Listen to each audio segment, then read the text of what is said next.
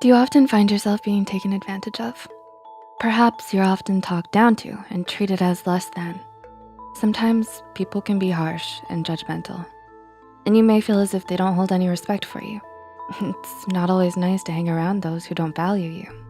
So, if given the chance, it may be best to simply walk away and say good riddance. But if you find you are always being subtly treated this way, maybe you'd like to adopt some behaviors to gain respect. You can still be you. You just simply respect yourself enough to not let others walk all over you. Sound like a plan? Okay. Here are 6 ways to get people to respect you. Number 1, respect yourself first. We should all learn to love ourselves, and in doing so, give us the respect we deserve. Often at times, we can be too harsh on ourselves and let our insecurities and dark thoughts take the lead. But do away with them. With a little practiced self-respect, you can be on your way to thinking higher of yourself and loving you in the process.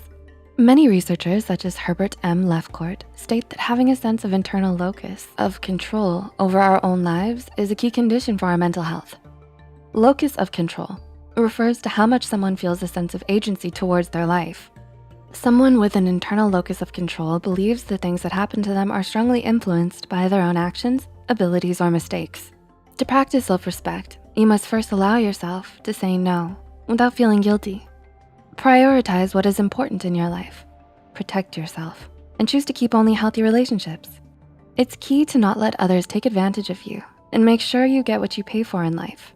So if you're at an ice cream stand and you paid for 2 scoops of ice cream and only received 1, instead of brushing it off, simply ask that you received that extra chocolate scoop and don't feel guilty about it. It's just ice cream and you're hungry. Your priority right now is to satisfy your appetite. And guess what? Ice cream is the way. 2 scoops, please. Furthermore, it's important to know you can create your own happiness, not just others. This is a form of self-respect as well. So go ahead and enjoy those 2 scoops. You respect yourself too much to not appreciate them, and you. Number 2, set clear boundaries. It's important to set boundaries for ourselves and others.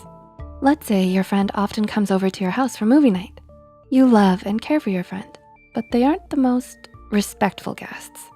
They put their feet up on your coffee table, they bring their dog Fleas over, they eat most of your food, and they leave Cheeto Puff remains on your furniture, everywhere.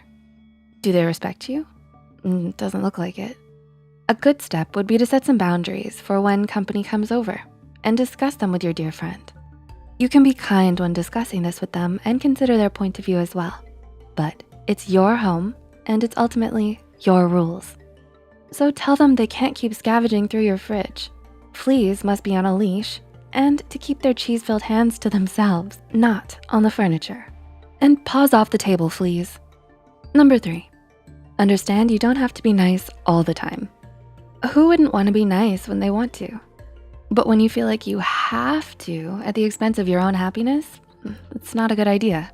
Sadly, a lot of people think they can take advantage of those who are kind to them. This doesn't mean you have to stop being a good person. Just simply know when you must put yourself first. And also, don't feel guilty about it all the time. You may think that if you don't do every favor your friend asks of you, they might not like you anymore. But what kind of friend is that? You may feel guilty if you don't accept your friend's invitation to hang out every time. But you just got snuggled into a bubble bath. You'd just like to be alone tonight. Perhaps you don't allow yourself to not smile. So you throw on a contrived smile before you go out the door, even when you're having a bad day. As great as smiling feels, a forced smile can't always make you feel better. Allow yourself to admit you're having a bad day. You don't need to be in a certain mood for anyone. Allowing unnecessary guilt to take control can leave you associating these once happy actions with something forced and uncomfortable. Practice assuring yourself that if you allow yourself the guilt-free time to relax first, you'll only feel happier when the time comes to hang out with your friend next. Number 4, speak up. Many of us often have shy personalities, so doing all the talking during a group conversation may not be our thing. But just because you're shy doesn't mean you should let others interrupt you. If others often interrupt you or appear as if they aren't listening, there's some tricks you can use to make yourself heard. First, try saying the name of the person you're speaking to mid-conversation. Similar to the cocktail party effect, we will often have our attention pulled back to reality when our names are heard. such as when we're at a cocktail party and hear our name in the distance. You know how your music teacher would always say your name mid-sentence to regain your attention? We're doing the same thing here. Another trick is to often use hand gestures and give an equal amount of eye contact to everyone. Using hand gestures grabs attention and strongly conveys your message. Eye contact? If someone was looking into the depths of your soul, you'd be bound to notice. Just make sure you give everyone equal amounts of eye contact. Maybe no soul staring today. Number 5, don't over-apologize. Do you often find yourself apologizing for something that wasn't even your fault? It may just become habit to say sorry when something goes wrong. You may only want to say it to not be unkind, but your words should carry weight, especially an apology. If you apologize too often, your sorry may be viewed as nothing to others who hear it too often. And unfortunately, over-apologizing can be a sign to others that you are submissive. Sooner or later, they'll assume you'll be the one to take the blame, or that you're too nice to speak up if they walk all over you. Some common things we unnecessarily apologize for. If you don't wanna do a favor, don't apologize. It's a favor. If you have an opposing opinion, agree to disagree. It's your opinion. Stand by it. Remember, you don't have to be unkind.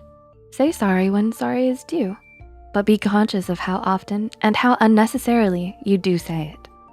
And number 6, display confident body language. Confidence is key. That's what people often say, and it can be very true most times. If you want to command respect, a good way is to let your body language show that you can't be pushed around. Quite literally too. A strong stance and good posture won't send you toppling over if bumped into. So use good posture and stand up tall. Make good eye contact when listening and speaking. Crossing our arms is often seen as defensive, so it's best to relax them by your side. Carry your head high and eyes forward instead of looking to the ground. Observe the scene at a party. Don't be afraid to people watch. It's a party after all. And remember those hand gestures? Continue to use them while speaking, and you'll be as confident and respected as an Italian chef at a pizzeria. Mamma mia. Sorry, too much ice cream and pizza. Oops, not sorry. So, do you often feel disrespected? Will you use these tips? Do you say sorry often? Let us know about a time where you felt disrespected. Which tips would you use to command the respect of others? Share with us in the comments below. If you found this video helpful, don't forget to click the like button and share this video with someone who may need it. Subscribe to Psych2Go and hit the notification bell icon for more content like this. And as always, thanks for watching.